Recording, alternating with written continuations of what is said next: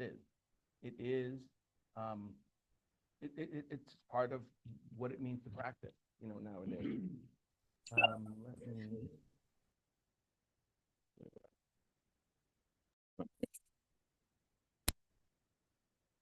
Okay. Tim, you, no, I'm sorry, McGill. You observed a mediation with me, right? So Tim, you've done one, and Tim, you've done the last one. And so when Dr. Robin joins us, we will, let's talk about that, FYI, okay? And then in the reading, there were, right up front, there were these 4 cases, right? And so let's refresh ourselves with them. But what I think I'm just going to do is I'm going to ask each of you to read one of them for the benefit of Dr. Robin when she joins us. Alrighty. So and then we'll talk about what it is that we're going to talk about today. And so in essence, what we're going to talk about is the different types of mediation, the ways in which it's practiced, and then and there's tons to talk about with respect to how it's practiced. We'll look at these 4 cases, and then likewise, the 3 things that are really, really important would be, well, in your reading, did you come across what you think was really, really important? By the way, I'm going to send this around. When you observe with me, I'm going to, I think I sent, you probably all have, right? You looked at them. But this is the critique sheet that I'm going to ask you to fill out. Do with me, and in essence, just do it on me. So when you become a mediator, or if someone is going to critique you and they're observing, this is the sheet they're going to use, or a variation of it, to let you know how you did, and to kind of go over the important things and the things that we have to know about as mediators. So let me ask you, well, we're gonna, I'm trying to think. I want to wait till Dr. Robin comes on to start, but I don't think that we're going to get through everything today, right? As you looked at the reading, it's that amount of readings is typically for half of class. We didn't have class Monday, and so there's no way we're going to get through it all, today. An hour and a half is just going to go by fast, especially if we start, having a great discussion. So please make sure you sign the sheet that I passed around. And then, so what we don't finish today, we will finish Monday. Okay, FYI. So before we start diving into it, as we wait for Dr. Robin, thoughts, questions? First of all, I hope you had a nice holiday and everybody had a nice Monday, nice long holiday. Any thoughts or questions? Before I talk a little bit about, I'm just looking because she's going to come in at 10:15. I had this crazy mediation. And it was on Monday, so that's why I didn't send it out to you all, because I needed to rest. I didn't. I needed to work, but you guys needed to rest. So, any thoughts or questions on reading or anything that I sent out? How about the email that I sent you out about journaling? Any thoughts?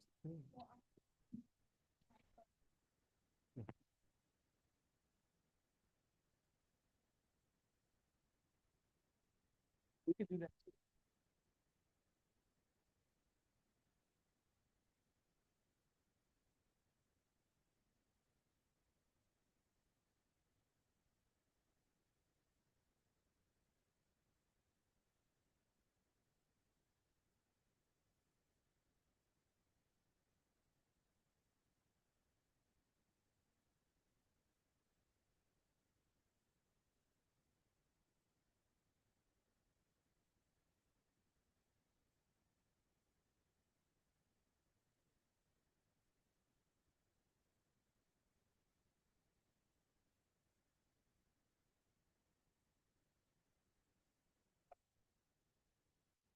question in a lot of ways.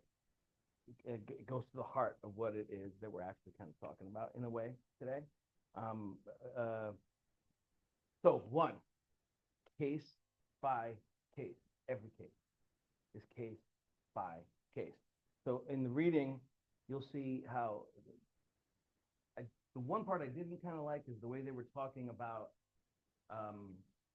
the different kinds of style, whether you're going to be narrow or whether you're going to be broad, or whether you're going to be evaluative and whether you're going to be, facilitative.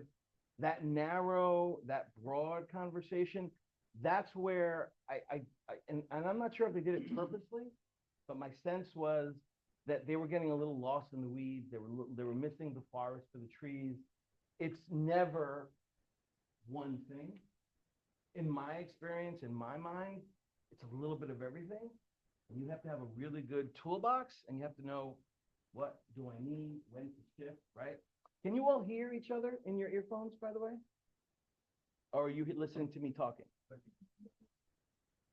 But you can hear it in your ear as well? Okay, good. That's the important thing. Okay, so now I'm shifting a little bit right now, right? But let's get to the heart of what you were kind of asking about. So we're skipping a little bit. We're not going to have yet the discussion about what does it mean to be facilitative, evaluative, transformative. We're going to touch on that. Likewise, self-determination you're touching on self-determination, and then the mediator's neutrality and the mediator's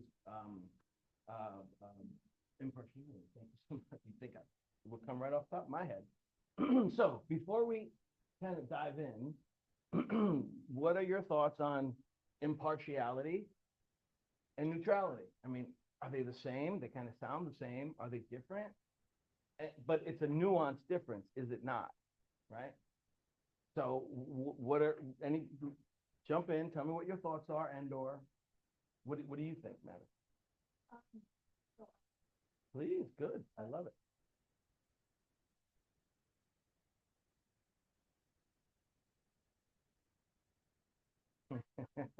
I never thought about thinking about them.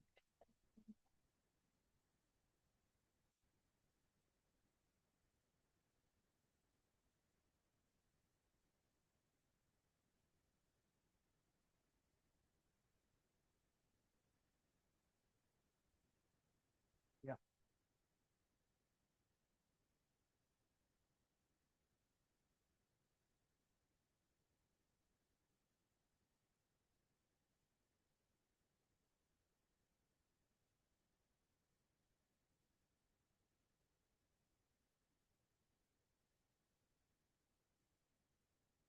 You're heading in exactly the right direction.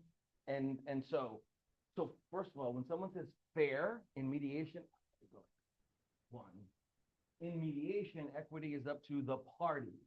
You decide what's fair. I don't, right? But where the process is concerned, that does fall to the mediator or the person in charge of the process, if you think about it, right? Meaning, do we start together or do we start separately, right? Everyone is getting along well and we're together, and then they start, and the mediator's like, you know what? Why don't we? I'm being the facilitator. I'm sorry, let me use that word a little differently right now. I'm being the guardian of the process. I'm the one who then can say, hey, you know what? We're going to separate, right? And then as I'm talking with everyone, as everyone is dealing with the mediator and the process needs to be fair for everyone. So where the process is concerned, that everyone has equal access, that everyone is treated the same way, that everyone gets the sense that there's no difference between anybody, that they don't feel as if they're being treated better than I'm being treated, that they are comfortable, that they feel safe, not a trigger word, I mean safe that they can say what they need to say, that they have equity in the process. That's where we're talking fair. That's impartiality. I want to make sure that everybody sees me making sure that they have equal and fair access. And easily I can be the guardian there. I say, you know what? From what I'm seeing, I think it's gonna be best if we start off saying, you know what do you think? You wanna be together? Work together.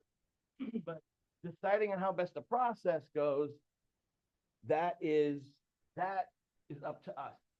Neutrality on the other hand. Now, you say fair in mediation and in the agreement, that's where I'm gonna cringe. Fair is up to the parties, not me. Who's better, who, that's what self-determination is all about, right? Who should decide what the agreement is in ADR as far as mediation is concerned? In arbitration, who decides? In arbitration, the arbitrator decides, right? That's more like, it's almost like a judge in essence, right? In mediation, in negotiations, you may or may not have a mediator, but mediation, the mediator does not decide for the parties decide. Now, I'm not talking facilitative or evaluative or transformative yet. But we haven't even really addressed what Madison was really kind of asking. So correct me if I'm wrong, Madison. You're saying, so you get the sense as the mediator that someone isn't understanding something about their legal rights, something of that nature? Yeah. Please, I love it. What knowledge, if any, like legal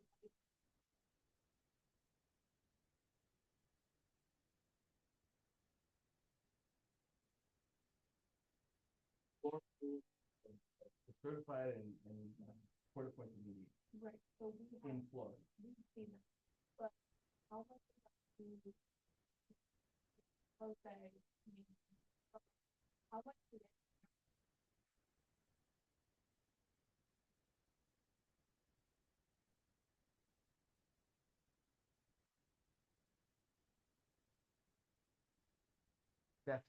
So we're not there yet. Right. In your opening statement, you're laying the groundwork for them. Typically, so a good attorney, when you are representing folks and you're taking them to some aspect of mediation, arbitration, you're taking them to one of the processes, and it's one of those two typically, or you're going into a negotiation with them, you're going to, what are you going to do? You're going to, right? Like you prepare a witness to trial. Same thing for your client when you're going into mediation with them. And you're probably going to do most of the talking for them clearly, but you're going to let them know what to expect. You're going to tell them a good attorney will do that. Do they all do it? No, they don't. But most do. Okay. Unrepresented parties, when they come in, they have no idea. And I mean, they know nothing. They only know what they see on court TV. They only know what they see on TV, what their cousins, uncles, brothers, sisters told them when they went to mediation, and it was for debt settlement, it wasn't for family, or it wasn't for this, or it wasn't for, you see what I'm saying? So they have no idea. So in the opening statement, and we're going to talk about opening statements in a later chapter, that's the place where the mediator, typically it's one of the first times you're going to speak to them and you're going to let them know what they can expect. And so a mediator, there's at least three things that you have to talk about. You have to talk about, I'm jumping ahead a little bit, but you have to talk about your neutrality, right? And that you can't give legal advice. That's why.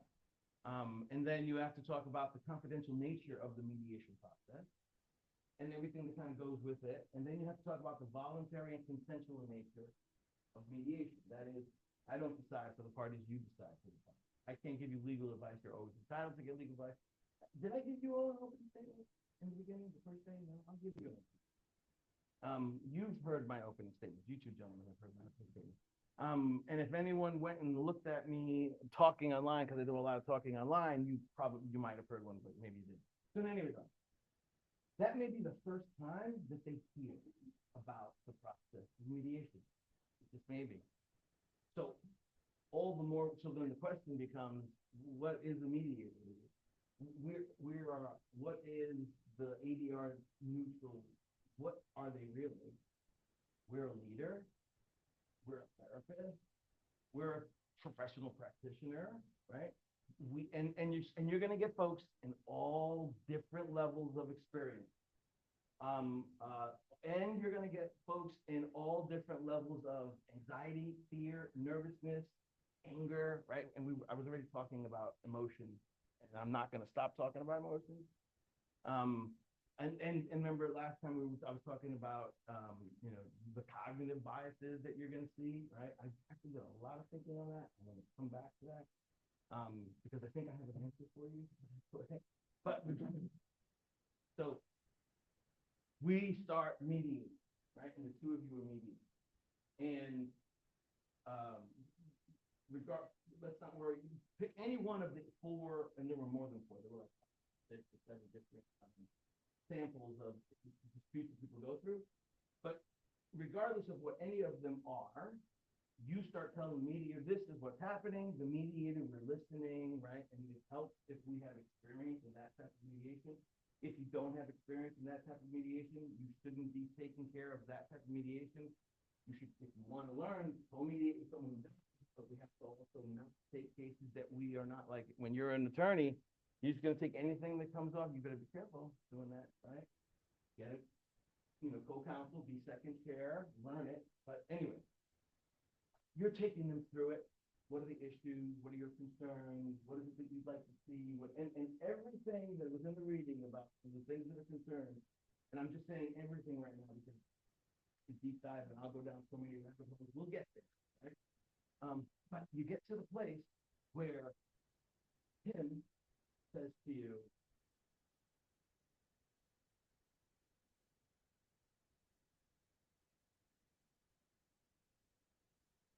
and then he gets something. He either gets nervous, he gets angry, he gets sad,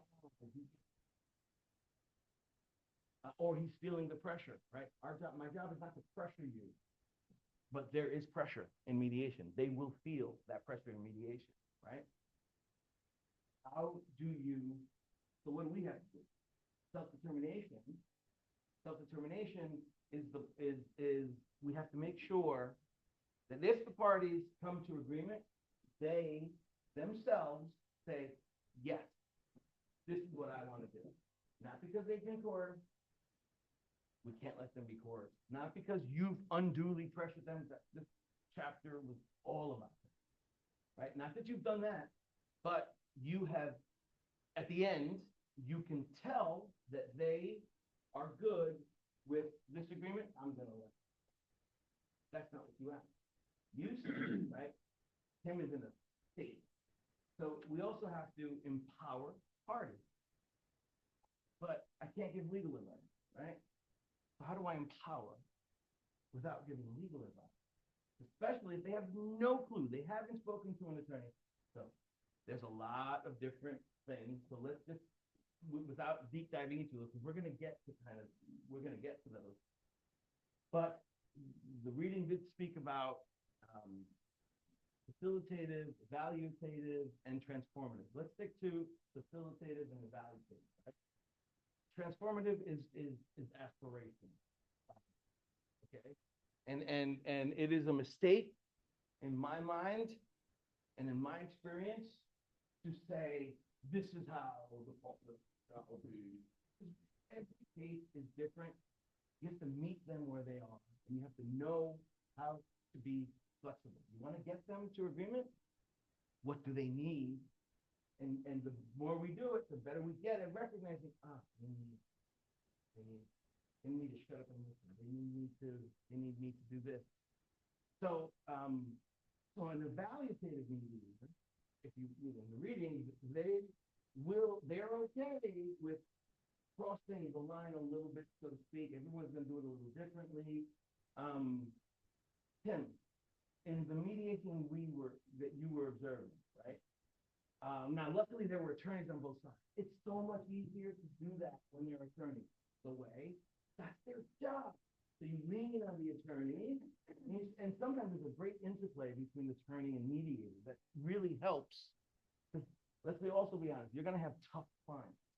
Are you not? You are. You're going to have really tough clients sometimes. And it's not easy. If you haven't seen an idea of what I mean, right? And so sometimes the mediator can really help get through to clients. Sometimes just looking for, Dr. Robin. Okay, so, but when there's attorneys in the room, my worries go down, right? When there's no attorneys, my worries go up.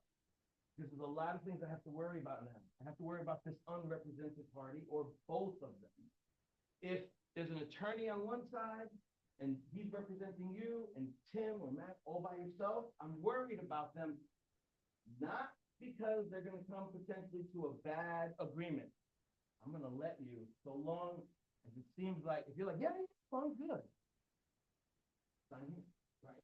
But if you're like, yeah, right? And they'll say certain things like, I feel like I have to talk to someone. I feel pressured. I feel like I can't make this decision. Or they're hysterical. They're not in the state. Or if they're drunk, they're drinking. If they're drinking alcohol during, and you can tell that they're drunk. Can they sign? Can you contract? When you're, no, you can't, right? But anyway, you're figuring out what's going on at all times, right? And that's what's informing you as to how you are going to be moving forward. So, Tim is our rep. Let's just go to that one. You're not going to be a rep later, but right now you will.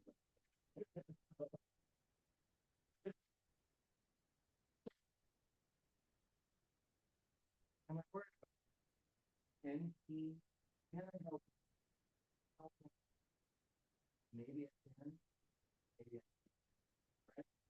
My instincts are going to tell me what he needs. Now, I'm more facilitative than evaluative.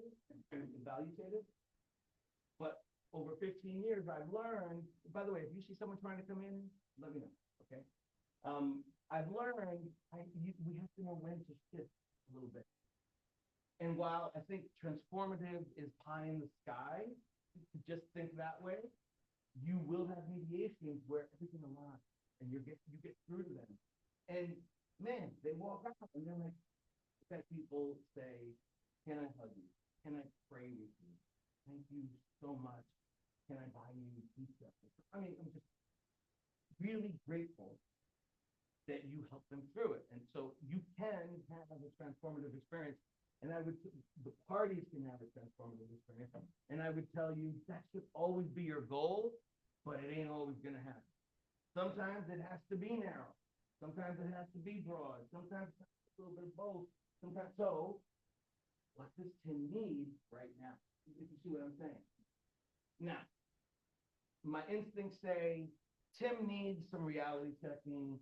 Tim needs, so it's not what you say, it's how you say what you say. You can never fail by putting it in form of a question, right?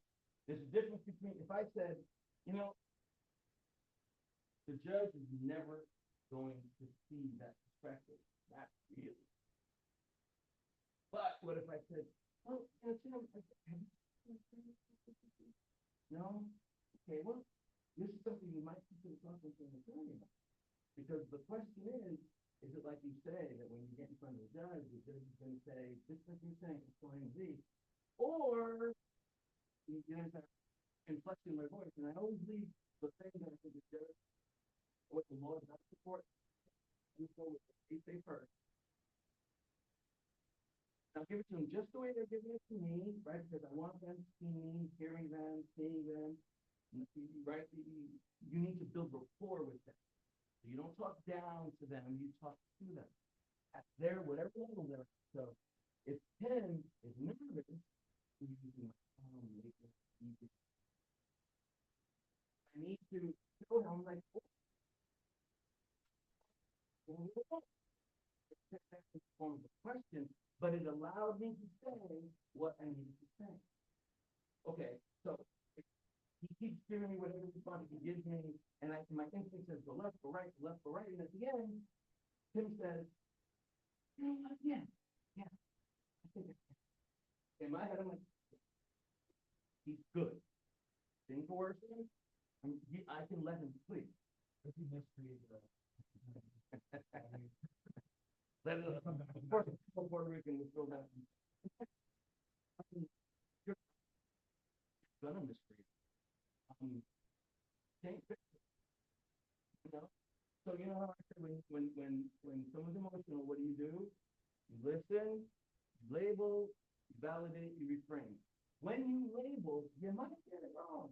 They're not going to get more matches. They're already matched. Trust me, just try again. They won't even, and then you're going to hit the head on the nail. The first time. The more you do it, you're going to get really good at it. And by the way, you can do this with everybody. Not your significant other, but you got to be anyway, but other techniques will work. But in any event, so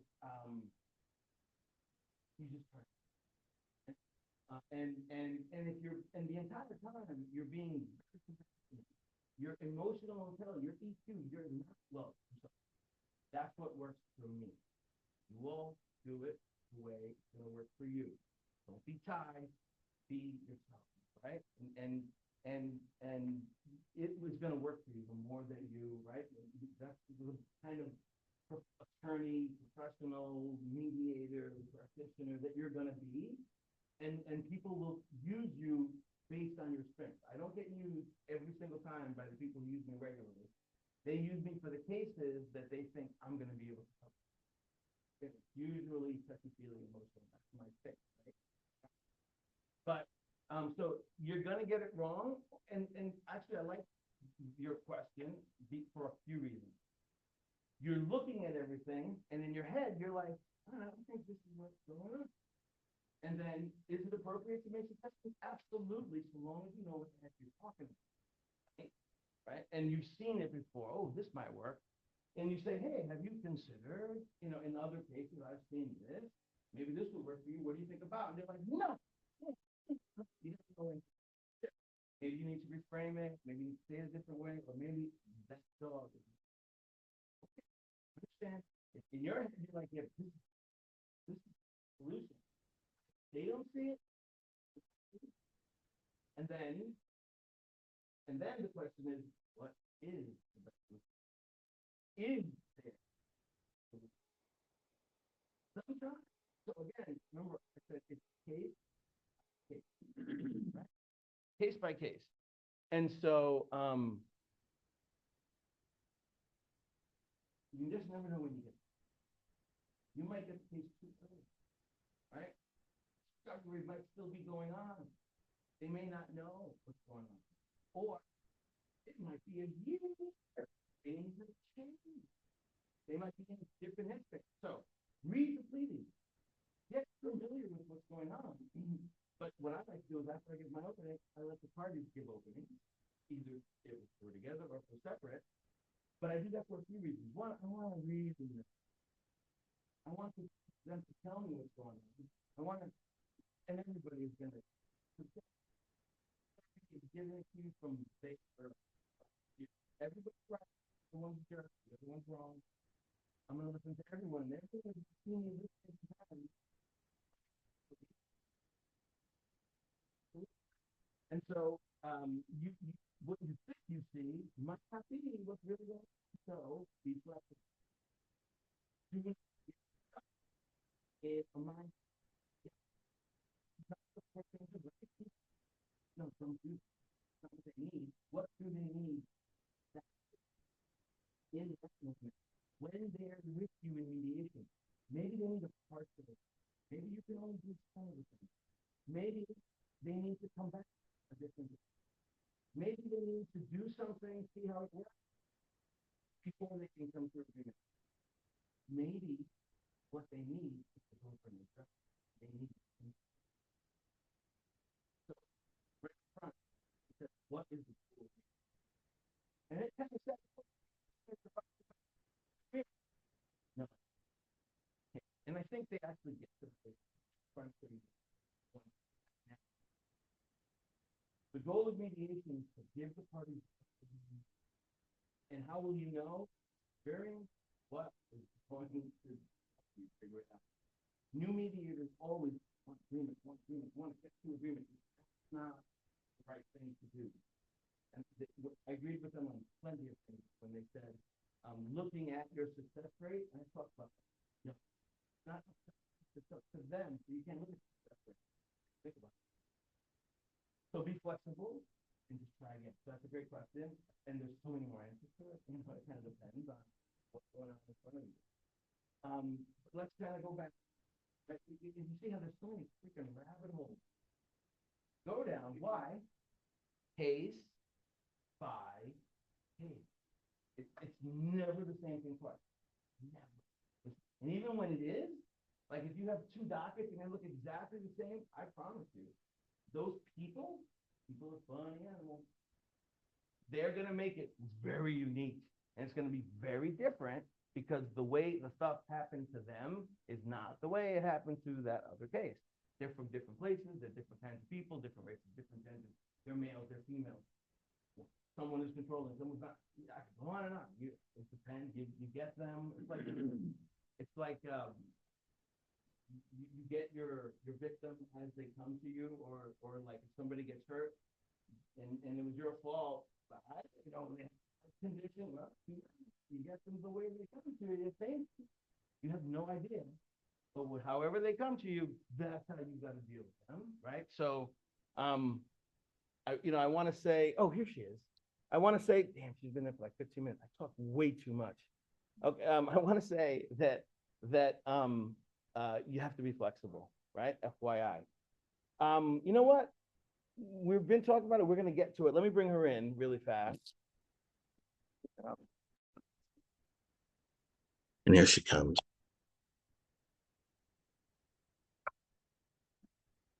Hey, Elinor. Now she's probably, hey, I'm how are here. you? I'm here. Thank you so much. It's good to see everybody. If you don't mind, put your cameras on so she can see you. Elinor, I kept looking back and forth, and then a great question got asked, and you know me, I started talking, so I apologize. It's okay. It's okay. But yeah, let me introduce you to Dr. Elinor Robin. She, like myself, was a staff mediator in Palm Beach, I believe. And Broward, both. In Broward and Palm Beach. Likewise, she is, she's I'll let her tell a little bit about herself with respect to, how she came to mediation. But she's also a primary mediation trainer. And when I was becoming a primary, she was my primary mediation trainer, FYI. And then Tim, you had the pleasure, Elinor and I co-mediated a case last Wednesday, I believe, and Tim was one of our observers, right? And so my thought was we'll talk about that, and then we'll kind of get into, what it is that we're talking about. So, but let me be quiet. Dr. Robin, please introduce yourself. Okay. So wait, there's 8 students, and everybody is remote except for you are actually at the school, Ty? No, we're all here. Oh, you're all there. I'm in front. Okay, but you're all there, but you're all on Zoom. Yeah. I wanted to give them the Zoom, right? Zoom is the way we do it kind of nowadays. Yeah. So is this the way you hold every class or no? Zoom, but me up front. Yeah. Okay. Wow. Interesting. All right. Things keep changing. Right? I know. Actually, it's Elinor, so I'll just show you. See, that's the class. Oh. And you can do this, by the way, if you need to make sure there's no one in the room. I don't do it a lot, but once in a while. Yeah. Interesting. Okay. So very briefly, I came to the mediation business with a somewhat different background from most mediators, because that was 1989. And we didn't really know how mediation was going to play out in Florida in those days. We did ultimately in Florida, we are national leaders in mediation, and there was a variety of reasons why. I think the biggest one was in let's say the late 70s, with the advent of air conditioning, central air conditioning in residential, hordes of people moved down here. And I guess, there were it was the perfect storm. Like the developers were ready and they developed all of South Florida and Central Florida. And people moved down here in such great numbers that the courts were really not prepared for these Northerners who were generally more litigious than the people who were here already. And so as these people moved down, the courts here became receptive to this idea of mediation. Is everybody in the class from Florida? No. Where are you from, Timothy? There's two Timothy's, by the way. Oh, that's right. Okay, but there's a Tim and a Timothy. Yeah. Sorry. Good thinking, Yeah, John. yeah, thank you. I'm from Charlotte County. So yeah, my parents are from Pennsylvania. So yeah, native But word. but you're from Charlotte County. Yes. Okay. Who is not from Florida? Madison, where are you from? I'm from Connecticut originally. Oh, but wait a minute. Everybody has to be currently living in Florida because they're all sitting there in the room with you. Okay.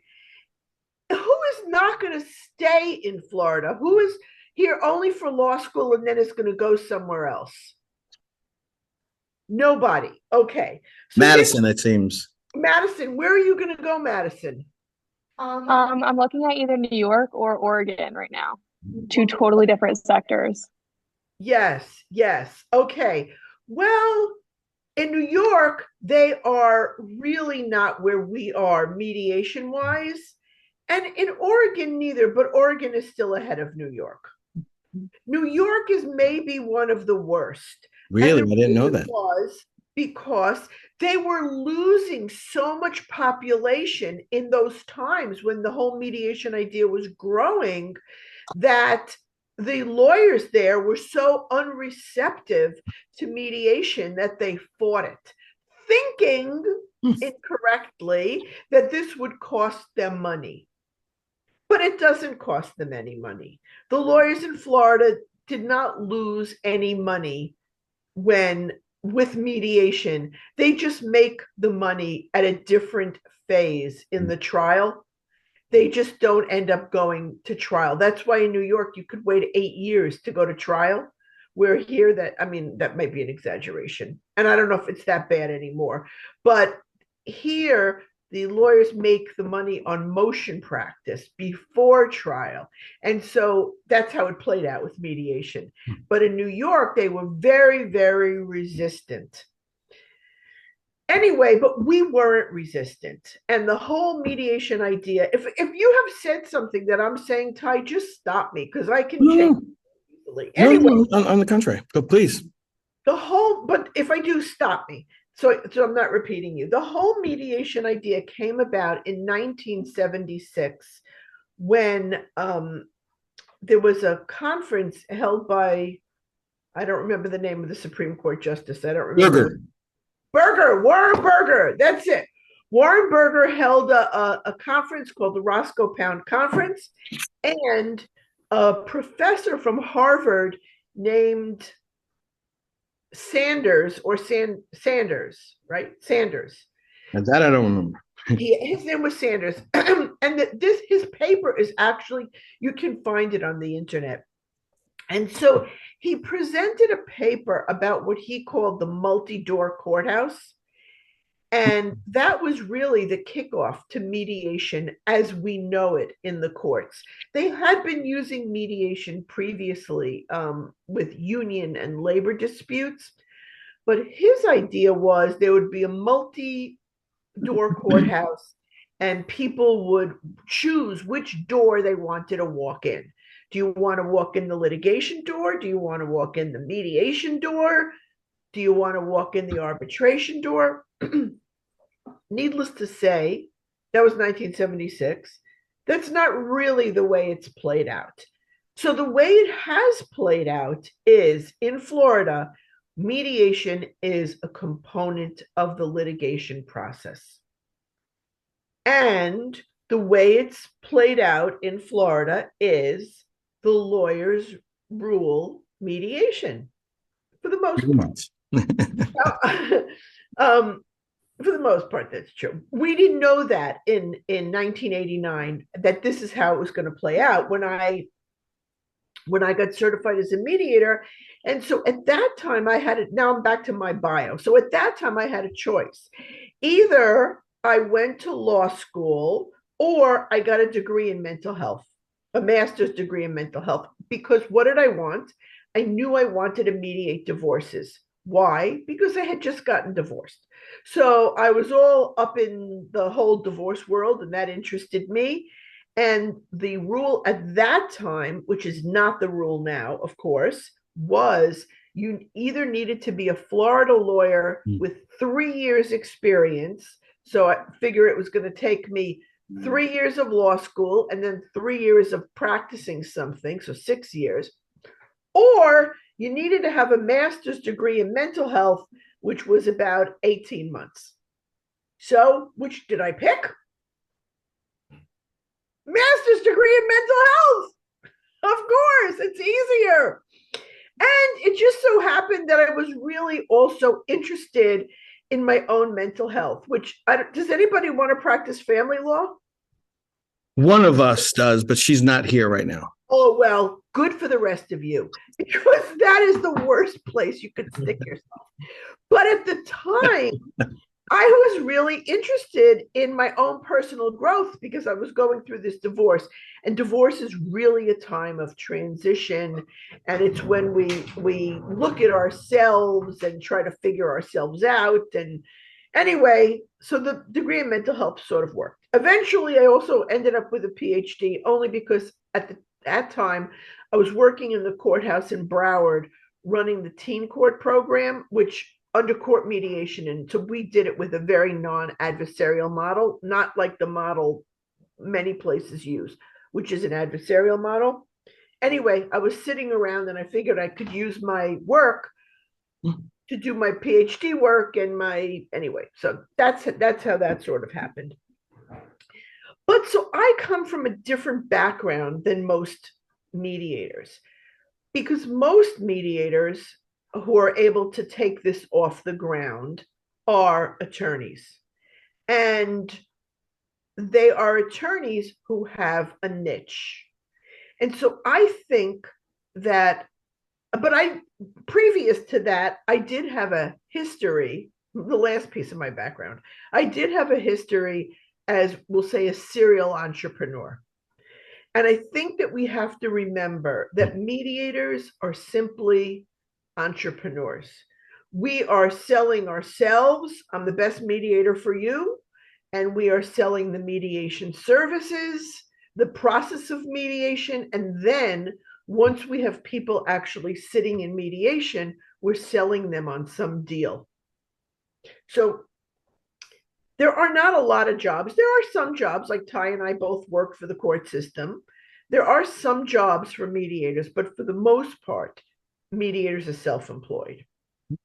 And what's a key piece is it's not enough just to have mediation skills. There has to be a niche.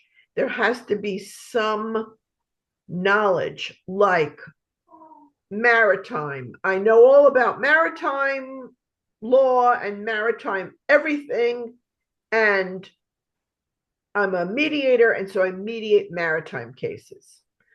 Or, of course, there's the divorce one. So I'm going to mediate. Keeps me busy.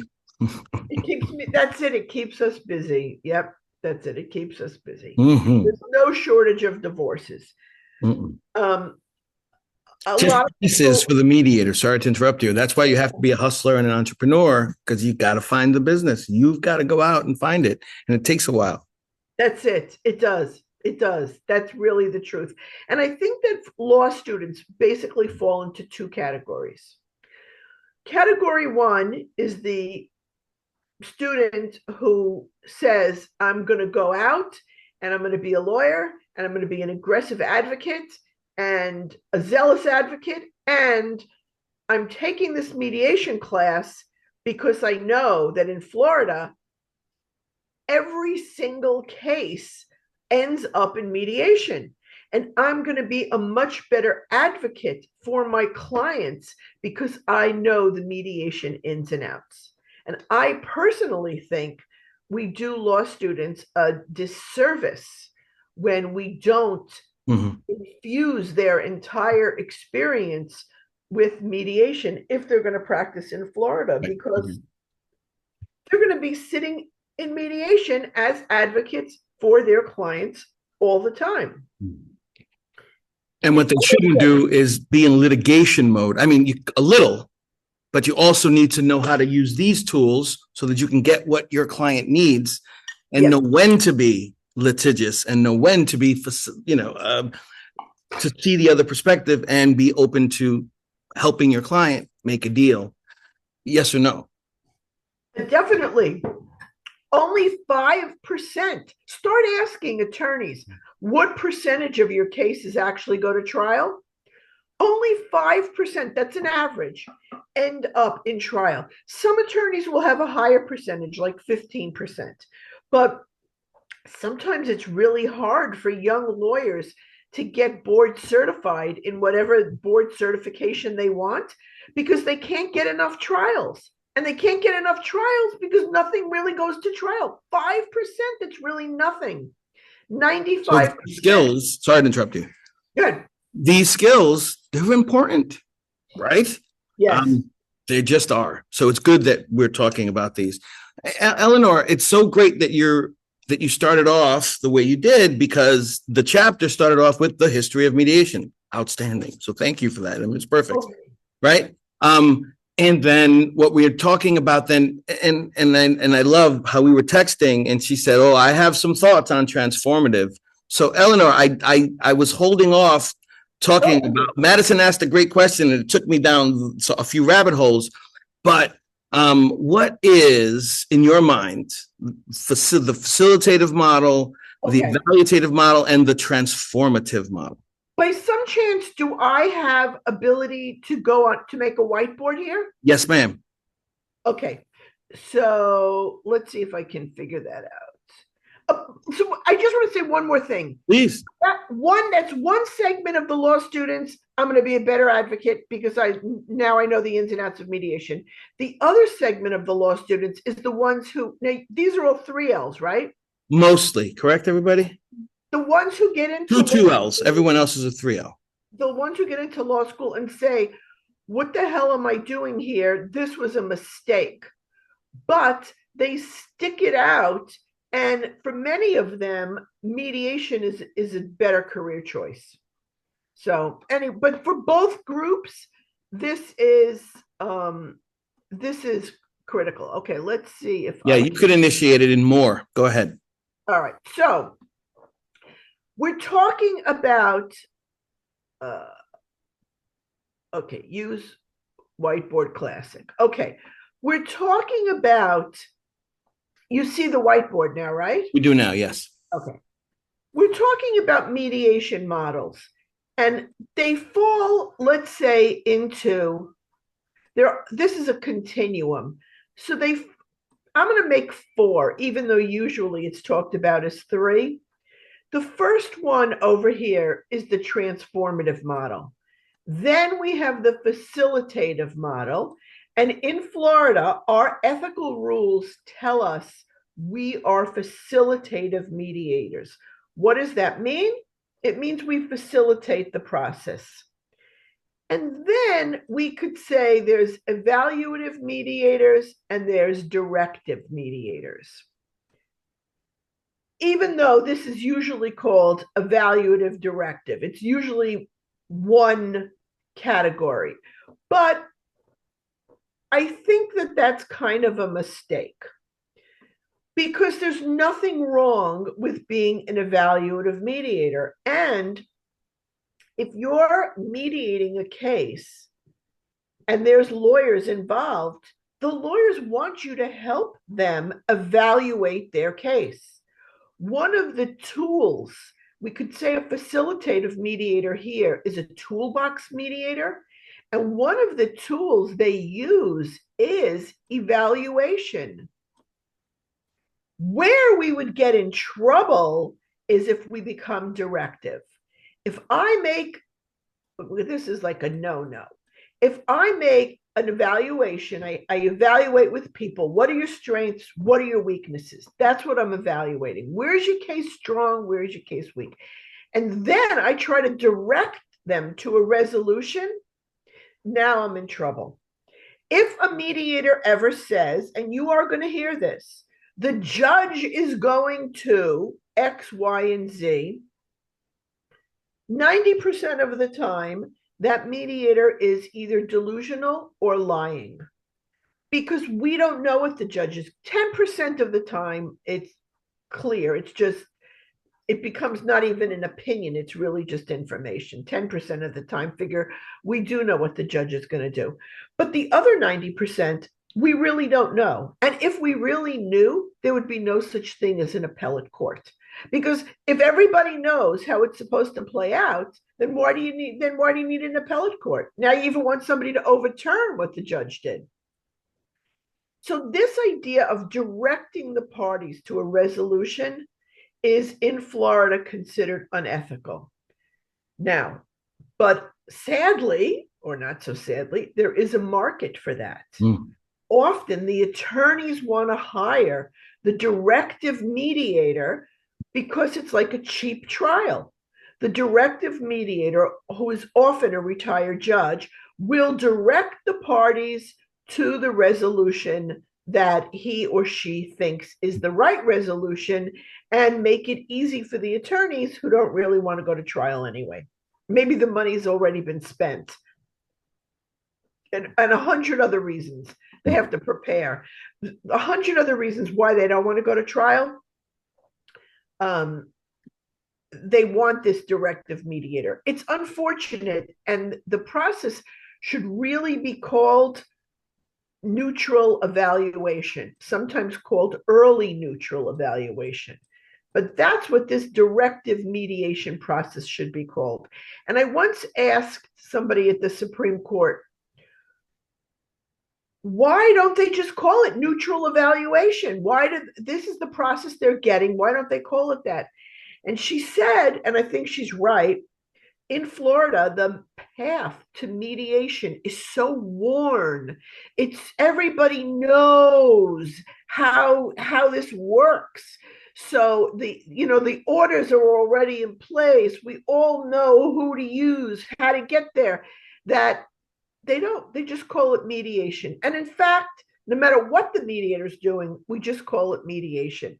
But I think it's important for you to understand the differences in these formats, in these mediation models. So that one is a no-no, directive. Transformative, the book was written by, who wrote the book, the textbook that this talks about? Forgive me, I don't remember. It is Doug Frankel and James Stark. Okay. No relation to Tony. And do they generally like transformative mediation? I think they recognize that it's aspirational, and once in a blue moon the parties can get there. But but they do speak of some mediators who and I've met them, who are very flowery and they try to it's just a different kind of approach. It's more like therapy, but no, I think it comes across that they don't believe that's really, that mediations can be transformative with the right circumstances, with the right parties, but typically they fall somewhere between the facilitative and evaluative. Yes. So we know that if this class was not in a law school, if instead you were getting a master's or a PhD from one of the programs that has like Nova, sure, Nova, Pepperdine, Southern Christian, right, whatever it is, if you were in one of those programs where academics, the academic may have a law degree, but they're basically an academic. Yeah. They push this transformative model. And the model was created by a mediator named Baruch Bush. He was at Hofstra University. And he's all about the transformative property of mediation. And he pushes this model. And basically, we never use this model in Florida. Let me jump in. What I like to say is, from time to time, the parties are in the right space. They get it. They're willing to get there. They have that kind of relationship the mediator is intuitive enough and with experience enough to be able to see all of the moving parts and can help them get to a transformative experience. I've had some, but Yes. typically that ain't what they know they typically are. And I think that's the key piece. You said transformative experience. Yeah. Mediation can be a transformative experience, but we're not going to use this transformative model. The goal here is not to settle the case. The goal is to transform the parties. So my first problem with this model is, are they broken? Are the parties broken and we have to transform them?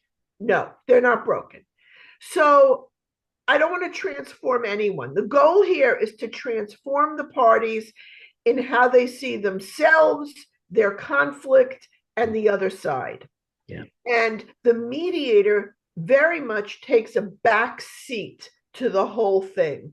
The mediator basically gives them a room and a safe space, kind of, to work things out. But when you put two people who are already angry, who are coming from this part of their brain, and the back of their head, the reptile brain, fight, flight, or freeze, they're coming from here, the limbic system, they're flooded with emotions.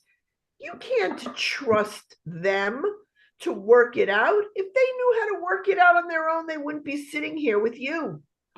So no lawyer I know in Florida ever would request transformative mediation. By the time people hired lawyers, it's too late. By the time people are ready to get divorced, it's too late. Now, could you use transformative mediation somewhere? Yeah, like let's say you were meeting with a parent and their teenage child and you were talking about curfew time. Yeah, maybe then that would lend itself to transformative mediation. But the kind of mediation we're talking about here in a law school, it's just not practical. And I will tell you, there is a potential in my mind to make things worse. And as a mediator, that's what I never want to do, is make things worse. Because if I take a back seat, we shouldn't become part of the process. I mean, we shouldn't insert ourselves. And I think transformative, you're making assumptions. Like I can change, this culture, and there's things we can work on issues. We can't necessarily work on people's opinions and people's. So I think we have to be more practical. Yes, and we are part of a court system typically, and we have to give them what what they need, FYI, and yes or no, it is more within the facilitative and evaluative model. And I've become more of like, I'm facilitative, but we have to know when to kind of be evaluative, but it's not what we say, it's how we say what we say. Yeah. Yes, clearly. So my last problem with this transformative model is that because the mediator is taking very much a back seat, the parties may say things to each other that you can't put the toothpaste back in the tube. You cannot unring the bell. Once they've said it, now it may make the other side even more angry, and you have fueled the fire. Okay, with that said, so we know this is where we are. But we say we are facilitative mediators. And the facilitative mediator, even though we help the parties evaluate their cases, we are very much toolbox mediators. So you have a toolbox, and you can basically use anything in that toolbox. The only thing you're not going to do is you're not going to direct the parties to a resolution. How much time do I have, Ty? Oh, so I'm glad you said that. So by the way, we're not, I typically give them a quick break because I want to get them, and you got to give people break. We're not going to do that today, everybody. So we can go on a break if you want. I can go on a break and come back. If you need one, we can. But no, let's keep on going because we have until 11:30, and my thinking was, we'll let you go at 11:20, and then we'll finish off there. Okay. So Thank you. I have 20 minutes more. That's more than enough. Okay. So we are facilitative mediators. One of the tools is this tool to help the parties evaluate the strengths and weaknesses of their case. And typically, for most of us, our greatest personal strength is also our greatest personal weakness. They're flip sides of the same thing. So if you're really good with managing money, let's say that's your greatest strength is managing money, you might also be either too cautious with money, or maybe you're too cheap. You know what I mean? I like to say that I'm wise and intuitive. That's my greatest strength, but I could come across like a know-it-all also. Like there's a fine line between our greatest strength and our greatest weakness. So we're going to help people evaluate their case, the strengths and weaknesses. Now we're going to look at the toolbox. And what else is in the toolbox? Well, certainly all sorts of questions. Because if I don't want to give them the answer, if I don't want to direct them. I want them to figure out the answer on their own, because I know I really don't know the right answer for them. I've got to ask them good questions. And so that is one of maybe the mediator's biggest tools is questioning. And certainly if I can shut up long enough to let them think about things, the mediator's tool may be silence. Yeah. Elinor, when I remember what stuck in my head when I was training with Elinor, you said you have to know when to let silence ring. And I've never forgotten that. That's it, So we want to use that silence. In the silence, the person who's most uncomfortable will usually break the silence. And we don't want it to be the mediator. We want somebody else to break it, because the person who breaks the silence is usually going to be the person who gives something, who there's movement. And that's what this is really about, is movement. We want to keep moving the parties. I think that if we look at the really successful commercial mediators, one thing that they do, I'm talking about, the personal injury people. That's really where all the money, the ones that make the good money as mediators. Not the family mediators, especially the family mediators who do pro se cases. Yeah. No. So if we look at the commercial mediators who are doing the personal injury cases, one thing they do is they leave the door open and they follow up. Well, we just call it the FU. They follow up. I like it. A lot of these cases cannot settle in mediation. Yes. Parties need to go home and think about it. They need to sleep on it.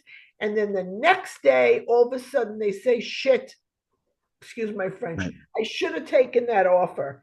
And the successful mediators will do follow-up.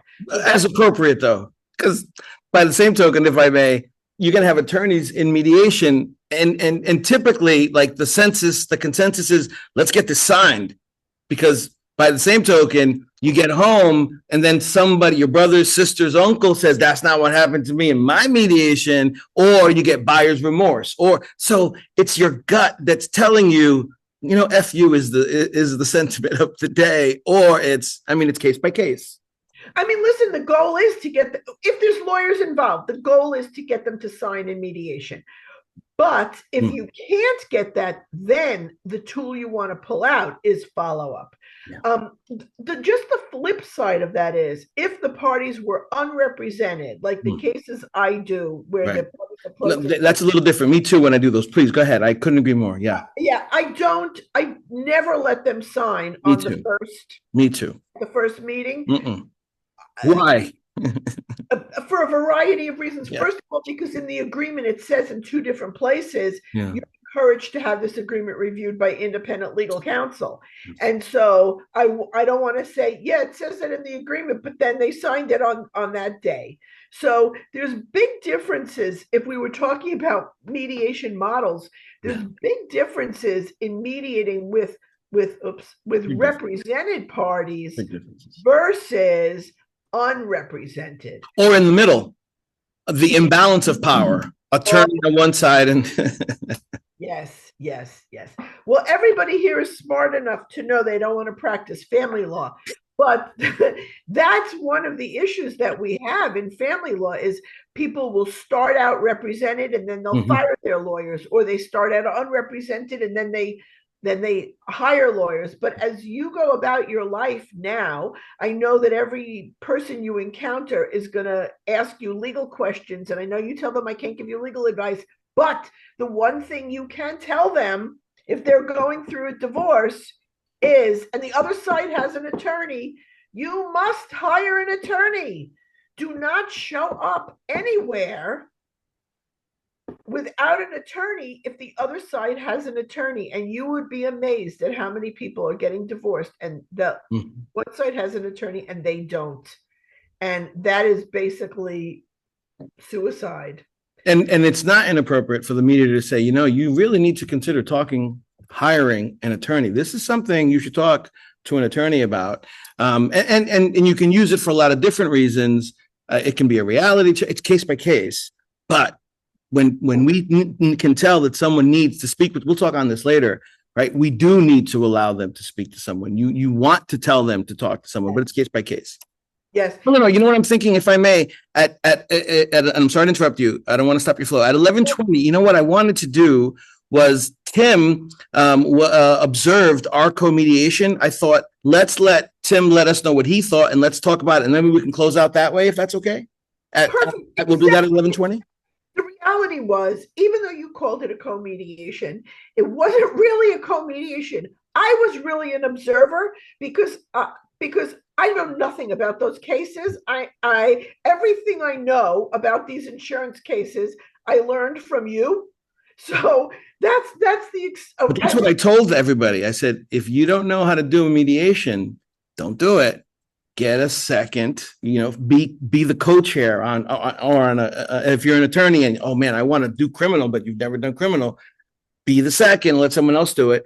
And so co-mediate with somebody else. It's a great thing to do as well. Sometimes co-mediations are great for particular cases, but when you want to learn how to do it, co-mediate with somebody. And so that is what it was. Yes. Yes. Okay. So now, Tim, what'd you think? Well, finish. I'm sorry. Because it's only 11:09. Why don't you finish off evaluative from your thoughts?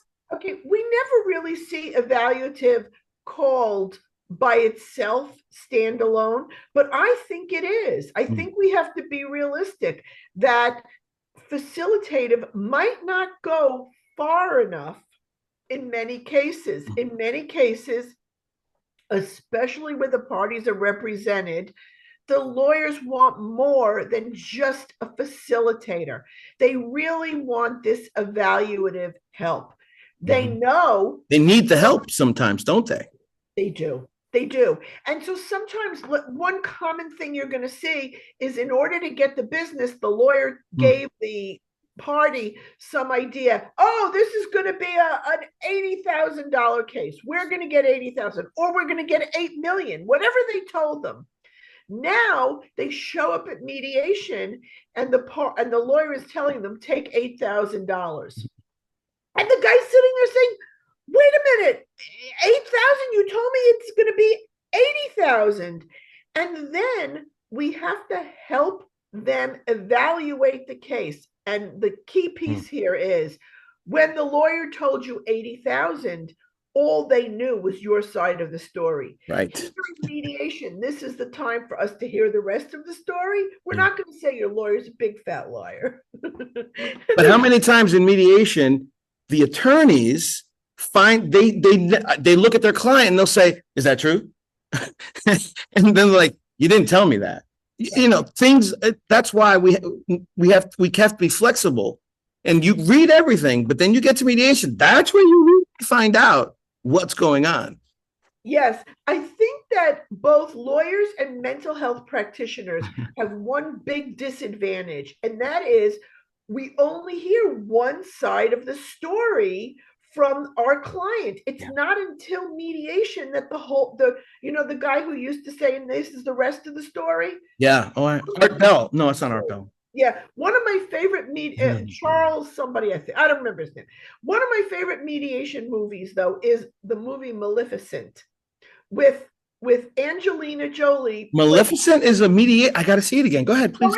it's not really a mediation movie. It's about the witch from Sleeping Beauty, Snow White, and it just shows her backstory. Oh, right. Yeah, I love Not it. like Wicked. Like Wicked, yeah. Backstory, like how did she get so bad? Well, here's how she got so bad. So there's always two sides to every Yes, story. that's the point. Yes, yes, yes. To That's right. mediation, That's right. acting like they are the victim, but in essence, usually both of them are perpetrators and both of them are victims. Mhm. And that's what we have to help them Mhm. get to. So I see it as sort of facilitative, evaluative mediation, Yes. even though they're going to call it in the book evaluative directive. Right. Right. So We wind up being something in the middle. We wind up being what the parties need us to be. We have to listen to our instincts and our experience and say, let me ask this question. This is what they need. The FYI. And you know it when you see it, FYI, and they're all different. yeah, I'm not a good speller. How do you spell chameleon? I don't know. But I don't know how to spell chameleon. Yeah. That's why you spell check. So what Ty just said, we have to be chameleons. Yes. And this is why mediation's hard, because you have to be two things. You have to be both authentic and genuine. You have to really be yourself, and you have to be a chameleon. There's that inflection in voice. Where do you think I got it from? I do the same thing all the time. You have to be two things, genuine and authentic and chameleon. It's like, how do you do that? Yeah. Anyway, now Tim is With practice. That's how you do it. practice. That's it. Well, let's send it over to Tim. I agree. Thank you so much. And there's so much more. Yeah. Thank you, Tim. That's how you spell chameleon. So, Tim, what were your thoughts on the mediation that you saw, sir? Well, I only got to observe part of it. You saw most of it, actually. We ended soon thereafter. There were pieces that I'm sure I missed. It was interesting watching you actually deliver the mediator's opening statement, Right. going through all the pieces that you're required to say, touching on all those points, taking time to observe whether the guy who was the real party was following what you were saying. The homeowner, right? The homeowner. Right. So I'm not sure how much I can say about what we Just saw don't say before. any names, The homeowner but you can and say everything else. Company representative. I'm not Mhm. sure exactly what his title is or his yeah. authority. An insurance adjuster. Okay, adjuster. And he clearly had been through this before. Many He knew times. the process. He was an old hat. Like sometimes you get folks you see again and again and again. I've seen him many times. Elinor, you'll see him many times. He knows what he's doing really well, very knowledgeable, and a nice guy, luckily. Sometimes they're not like that. But Tim, please, I'm sorry. Keep going. So you went through the thing. That was very interesting to watching you sort of engage with the parties that were there, making sure that they were paying attention, making sure that they were listening. And there was another party, right? There was am I correct? Am I remembering the right one? There was also a public adjuster, right? The homeowner was represented by a public adjuster. I don't. Yeah. It was represented. I Yeah. wasn't clear on It was a public exactly adjuster, wasn't an attorney. The guy. Okay. Yeah. I thought he was an attorney, but No. I guess. Public adjuster. Okay. These kinds of mediations, you can have a non-professional, but a professional, but a non-legal professional representing folks. In most mediations, if there's only people that are going to be in there, are going to be the parties and or the attorneys, or if there's other folks, and we'll talk about who those can be. It's only because everybody agrees. But this is a different kind of mediation, and there's different in our homework. Sorry to interrupt you, Tim. There was also an example of a postal mediation. You used to do postal mediations as well, as I recall. Those are administrative. They're not court ordered, and they're programs within some kind of agency. And so the rules that control those are the Department of Financial Services. In this case, they allow for public adjusters to represent somebody, FYI. So it's a little different, you know, you need a different hand for every different kind of mediation. But again, let me be quiet, Tim, please pick it up again. So it was interesting to watch the parties make statements. The homeowner basically said, look, you know, here's the damage, here's what happened. It's clear to me as the homeowner looking at it and from the damage to the rest of the house that this is all from the storm, and that they had received only a small amount. The insurance company adjuster started through his thing and really confused the issue a lot, I thought, because he thought that there were multiple claims in different portions of. Oh, I remember that part. I remember that part. Threw me for a loop too, actually. And at some point, he sort of backtracked from that and apologized and said, "Oh, I'm so sorry. I misunderstood what's going on here." And then 30 seconds later had an $8,000 thing down to the penny of exactly what the amount was. I'm like, was he really confused, or was that a tactic? My sense was he was confused. That was the way I read it. I was in mediation with you, and I thought I saw a tactic, which I won't talk about now. We'll talk about next time. But I could be wrong. But let's ask Elinor, because even though she doesn't do these all the time, she's going to start, but she knows how to read people. Elinor, did you think, when you remember what he's talking about, what was your thought? You know what? Honestly, that went over my head. I see. I don't know. I thought he was being genuine, is my sense, but you know. So he's a professional. He's been through 1,000 of these. Yeah. The more often you use a tactic, the more it seems like it's accurate. So there was a moment where I'm like, okay, did this guy not do his homework, which would be bad, or did he do his homework and play a tactic, which might be worse, or is he just going through some? I didn't know. That's interesting you say that, and I'll say why. One, Elinor, how often counsel comes in and you can tell they haven't read they have no idea what's going on. So could have been that, and or how often do they know exactly what's going on, or they play stupid, or they do use a tactic. So it could be that. In my experience tells me it wasn't only because it would have been better for them had they actually tried to pay that money. So that's why I think it was a mistake. And then it came out, and the way he said it, it just felt genuine. But again, if you think about it, there was more money. So the money he was offering, well, it should have been more. I was getting ready. I was writing everything down, and I'm like, wait a second, there's more money on the table here, is what I was thinking. And then when the correction and the other party said, wait a second, what about this money? And he goes, oh, I'm sorry, I was wrong. Because if he wasn't wrong, there would have been more money on the table, if you think about it. So that's what tells me maybe and then he clarified it and he moved forward. And so the example there for us is, if I'm right, I think I am, is, we got about 10 minutes, is this: you're going to make mistakes. You're going to step in it. And well, you should. That's how we learn. Yes or no, Elinor, when you make a mistake, admit it, own it, and then move on. You try and hide it, they're going to catch you, and then they don't trust you anymore. Elinor, yes or no? Yes, and the most important thing the mediator has is to be trustworthy. Absolutely. If they don't trust you, no case can settle. Right. Agreed. So when please. you made the mistake, I thought you did a nice job of sort of pointing the homeowner's representative to the insurance company's representative and said, now, was this here? Or was that this?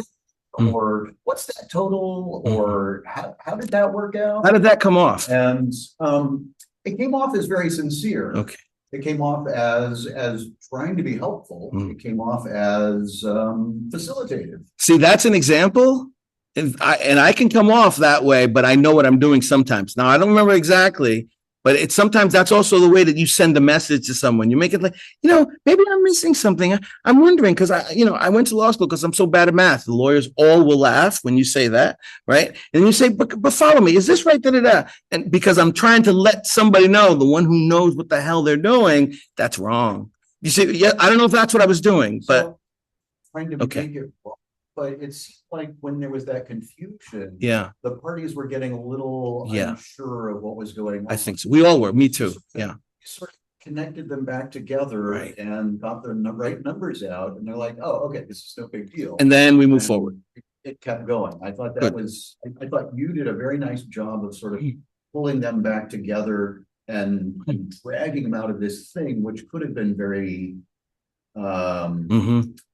could have been very incendiary. Like the homeowner Could is have like, been. no, that's not what happened. Yeah. The insurance company guy had dug in and said, now this is what we did. No, that's not what happened. I can just see that. And Oh, yeah. you did so wait a minute, what's this and what's that? You got to know when to jump in, when to redirect. Yeah. Experience is what helps you do that. Keep going. So that was That's a great nice. point.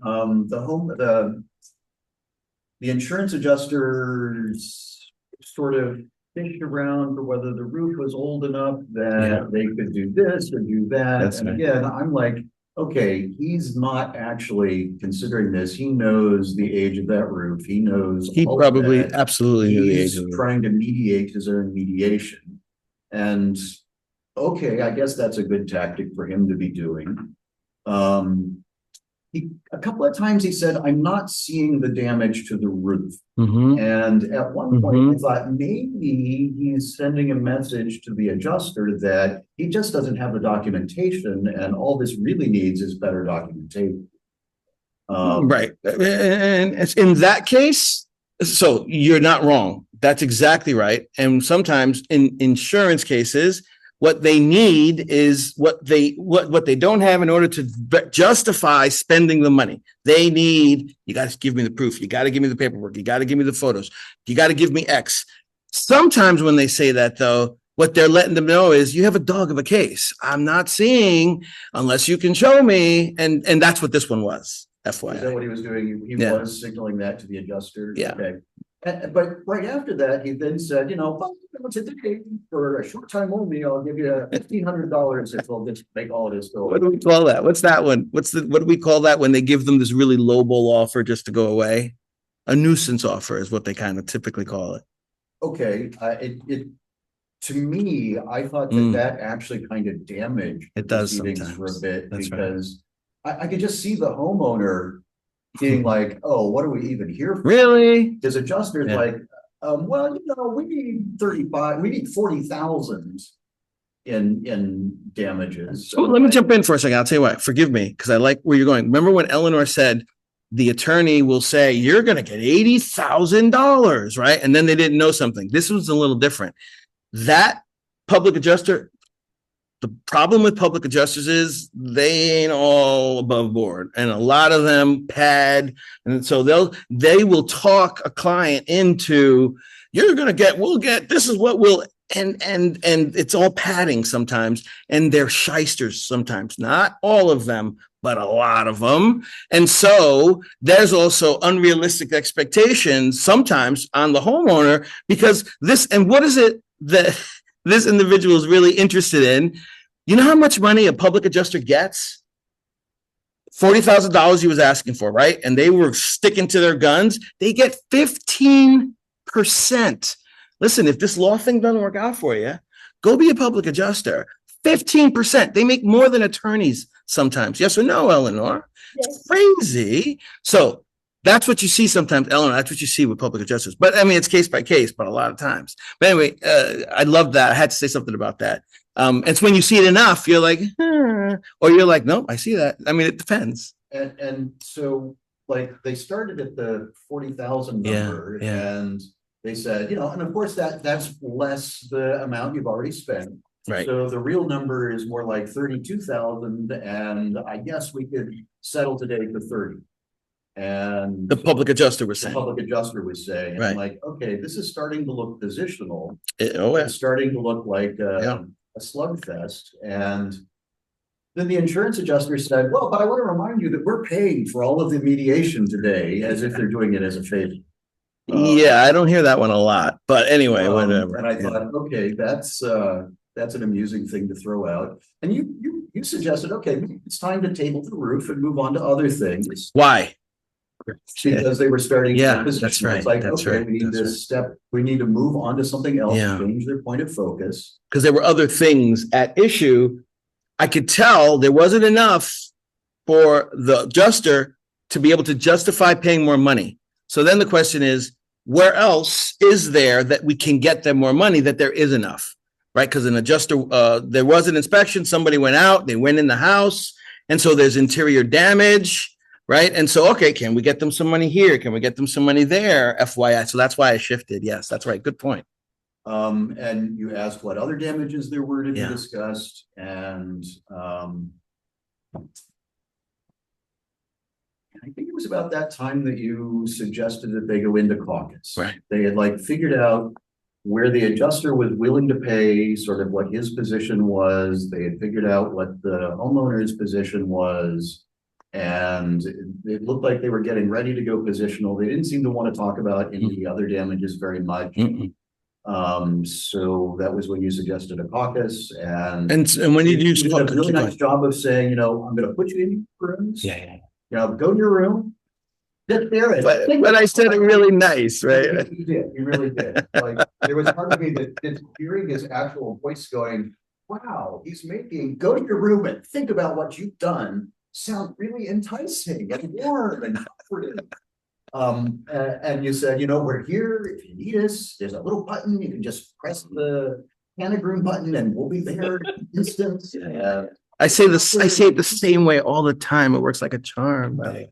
Right, Elinor? But you've done it so many times. Yes. It sounded, you know, it sounded like a tactic. It sounded very sincere. That's being authentic in inauthentic moments. An inauthentic moment is something you do again and again and again, like that.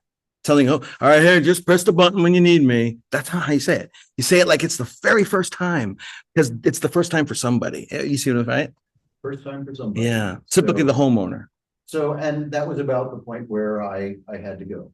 So I didn't see much after that. I don't think I saw anything in the caucus. And yeah, it was pretty positional at that point. And I think early on I knew I just wasn't hearing what I needed to hear to know they're going to offer more money. I was pretty sure that was going to be the extent of the money. And so in my head, I was like, this is another 10, 15, 20 minutes, maybe. Now, to the question that you were asking before, that you might be wrong. So you put it in the back of your head and then you follow your instinct until you hear otherwise. On the contrary, in this case, it just, and so then what I started doing, Elinor, do you remember, I said, look, everybody, what I like to do is sometimes let the parties know what my instincts are telling me, and what my instincts are saying here. And Dr. Robin, let me know if you feel the same, is that this is what's going on. And Elinor, she was like, yep, that's pretty much. Because she knew what I was doing. What were your thoughts? Please. Oh, poor thing. There was a point where the insurance guy said, I made a note. He said something about how the claim has been through multiple stages of review, so they must be right. Oh, yeah. I thought that was an interesting, self-serving comment. but in a way that has a convincing sort of thing to it. Like, it could work. We had an adjuster look at it. We had another adjuster review it. We had another adjuster after that. And like, I'm looking at these numbers, they must be right. Yeah. We've been through multiple stages of review. Yeah. Our math can't be wrong. Our evaluation can't be wrong. Yeah, it was a good one for you to see. I like that you said that. It's like, okay, I see what you're doing there. Is that really a tactic, or is that really? That was a tactic, FYI, but I think he did mean it. By the way, everyone, so it's 11:30. Thank you so much. I really loved the points that you brought up, Tim. Great job. We'll pick up from here on Monday, but let me give Elinor Elinor, thank you so much. Everybody, we were really lucky to have Elinor. Thank you, Elinor. Let me give you the last word, whatever you think it is, and then I'm going to let you go too. If I can help you at any point in time, don't hesitate. Just call me up and ask if you have any mediation questions. This has been a good career for me. So I don't know what is it, 35 years? It's been a good career. I am married to a man who is licensed as an attorney, but he had decided he didn't have the right disposition for it. So They make a good team, though. we make a good team and we mediate these divorces together. And it has been a good career for him also. Yeah. So I hope it'll be a good career for all of you, Likewise. wherever direction you decide to take it in.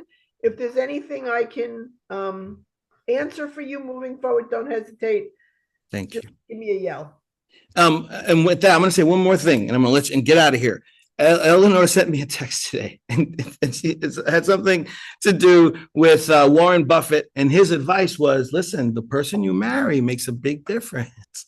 And because I'm working with Elinor and I'm copying her on all of my emails for these cases, and she says, I can tell you married the right person because of the way she takes care of this stuff. Let me tell you, best, I could not afford her. Thank God. I wouldn't be here if it wasn't for my wife, the person you marry, really. It She really made me. is important. And if you don't want to end up at my mediation table with a divorce, the one thing we all have to do is show our spouse that we appreciate them. Yes. There's only one reason why people get divorced, only one, and that is because some spouse feels unappreciated. So go Over a home. long period of time. Yeah, go home and appreciate your spouse. But before you do that, Ty's right. The key is you had to pick the right person to begin with. That was Warren Buffett said, not Yeah, me. I just laughed because then she said, because I can tell from these emails, you picked the right person. I did. Because she's sending out the emails. She's strong where he's weak. And Yes, that's a wonderful balance when we can find somebody who can balance us out. Yeah. What I needed was a strong administrator. I could not afford her, but she's my wife, right? So she retired. She took over. I'm busier than ever. No one owes me money. They used to owe me a lot of money. And she's the bad cop. I'm the good cop. And it frees me up to do what I'm good at, right? Elinor was right when she said what she said earlier. It's a great relationship. I mean, you got to be careful working with your husband because sometimes the husband, wife, and the work dynamic can get a little, but you just, if you appreciate each other and you know when to shut up for the guy, it works. Thank you so much, Elinor. It was wonderful. Really appreciate it. All right. We'll see you soon. Give our best to David. Give our best to David. Talk to you soon. Bye. Thank you. Great job, everybody. All right, everyone. I'm sorry I kept you.